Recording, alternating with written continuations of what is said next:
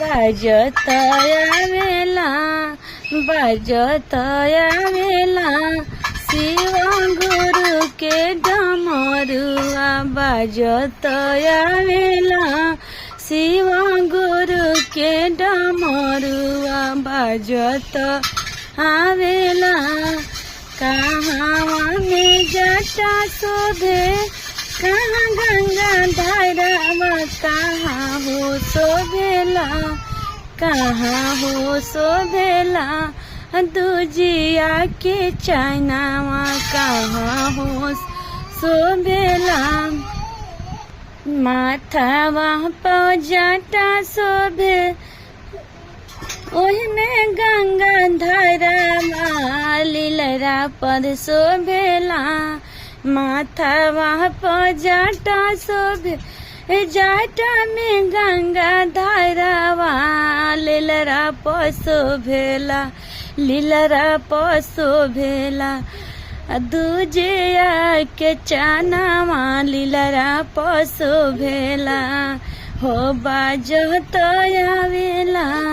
हो बाजत आवेला शिव गुरु के डमरुआ बाजत आवेला शिव गुरु के डमरुआ बाजत आवेला कहाँ में नगवा शोभे कहाँ उदरा सवा कहाँ में नगवा शोभे कहाँ उदरा सवा कहाँ हो शोभेला कहाँ हो शोभेला मिर्ग छलवा कहाँ हो शोभेला गरवा में नगवा शोभे घेटिया में उदरा सवा गलवा में नगवा शोभे घेटिया में उदरा सवा अंग में शोभेला हो अंग में शोभेला शिव गुरु के मिर्ग छलवा अंग में शोभेला हो मिर्ग छलवा बाजत आवेला हो बाजत आवेला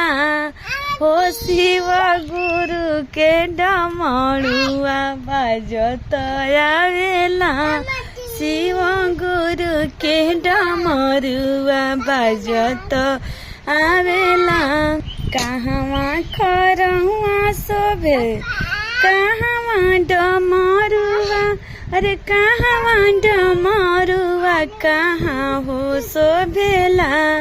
कहाँ हो शोभेला अरे बसह बायलावा कहाँ हो शोभेला पैर में खरहुआ शोभे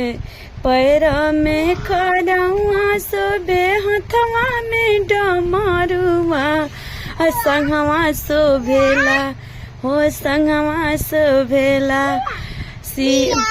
हो बासाहा बैलावा हो संगवा शोभेला हो बासाहा बैलावा संगवा शोभे कहाँ बाजत आवेला हो बाजत आवेला शिव गुरु के डमरुआ बाजत आवेला।